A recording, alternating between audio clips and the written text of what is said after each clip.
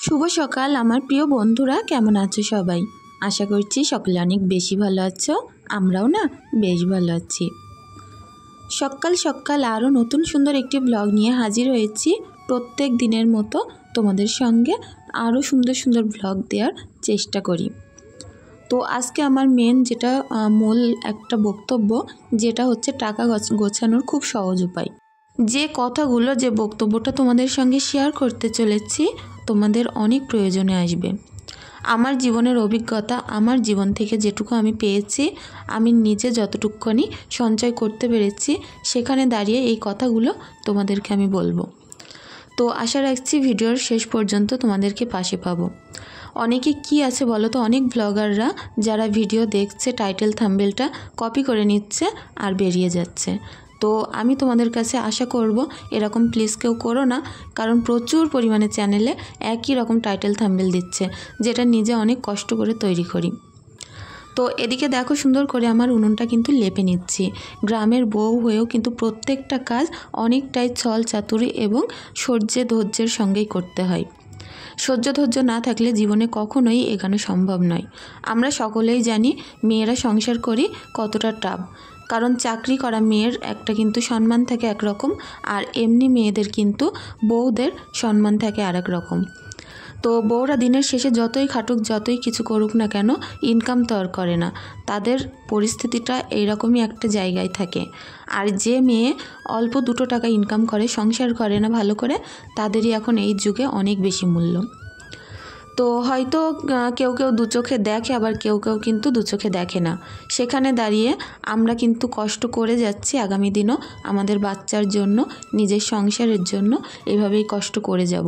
তার মাঝেও একটু বুদ্ধি করে চলাফেরা করি, যাতে করে সংসারটা একটু সচ্ছলভাবে চলে।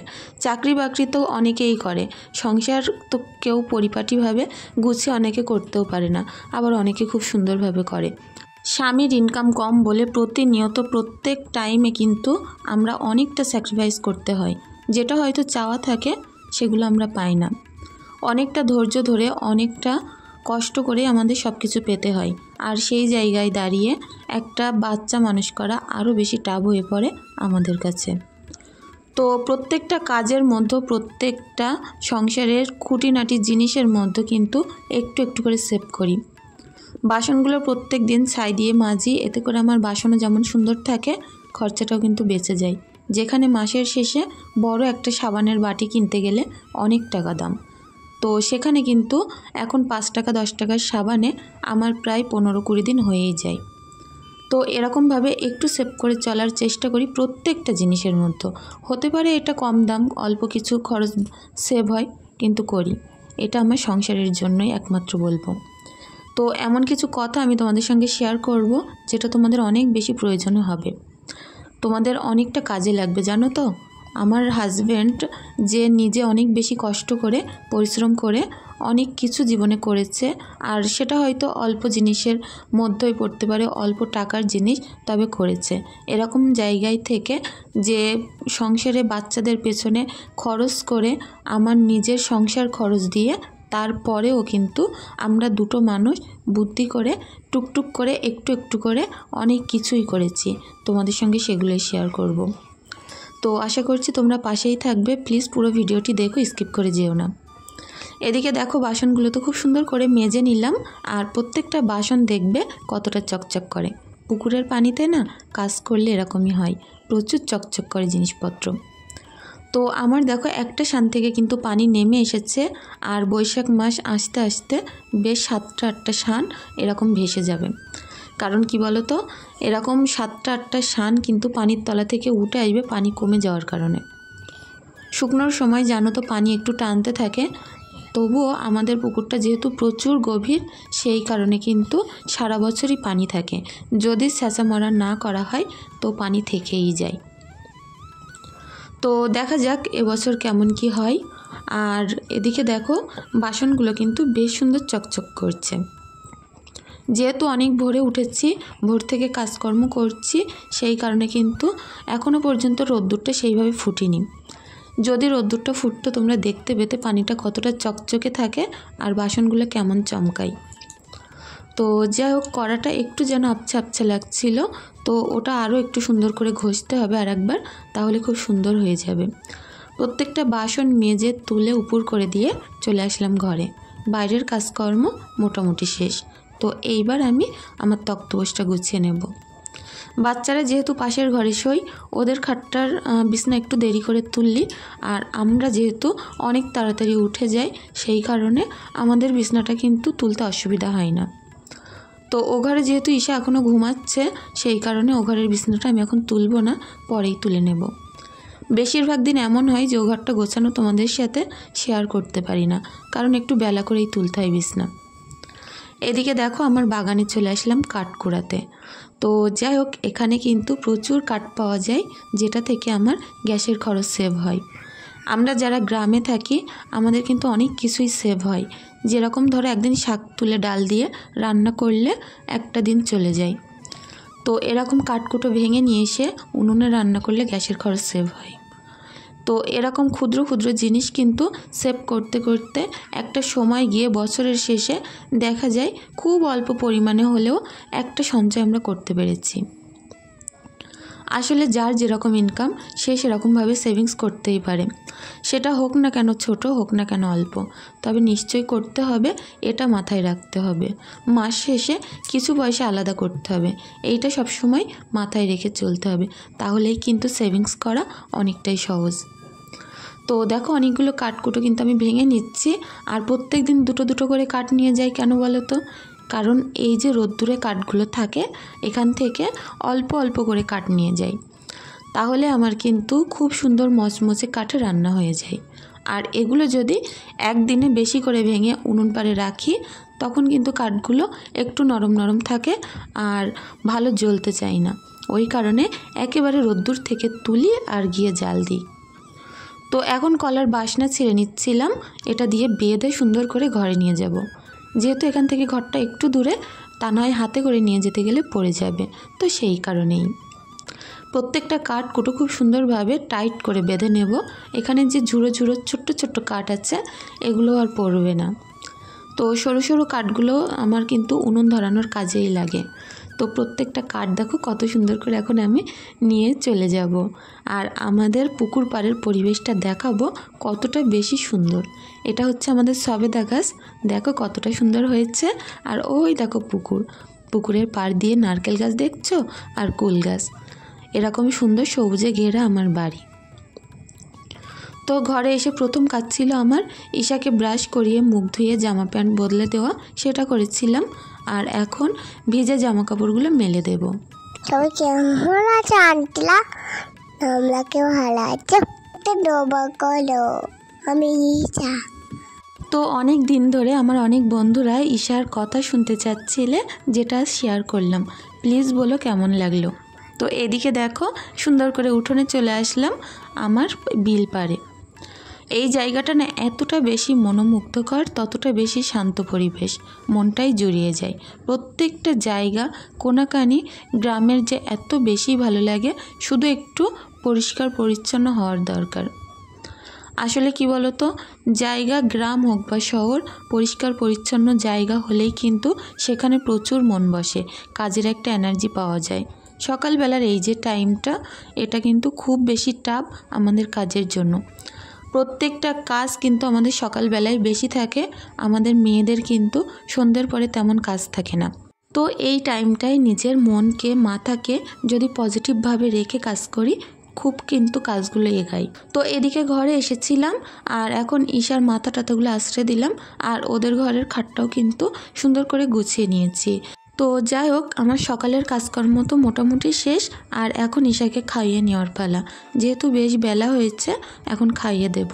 তো চারিদিকে এত সুন্দর শাপলা আর লিলি ফুল ফুটেছে, যেটা না দেখিয়ে পারলাম না। খুব সুন্দর লাগছে জানো তো।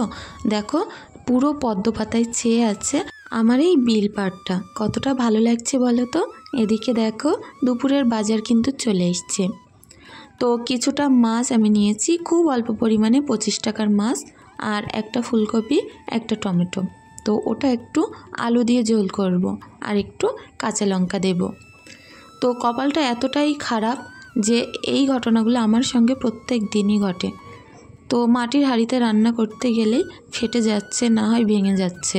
তো এটা হচ্ছে প্রত্যেক দিনের একটা ব্যাপার হয়েছে। ইদানিং করে 2-3টে হাঁড়ি কিন্তু আমার ভেঙে গেছে। মনটা না প্রচুর খারাপ তার জন্য। আজকেও দেখতে পাবে একটা হাঁড়িতে রান্না বসিয়েছিলাম আর সে হাঁড়িটা পুরো ফেটে তেল চারিদিকে হয়ে গেছে। তো মাটির হাঁড়িতে রান্না করতে প্রচুর ভালোবাসি, তবে এরকম হলে কার ভালো লাগে বলো।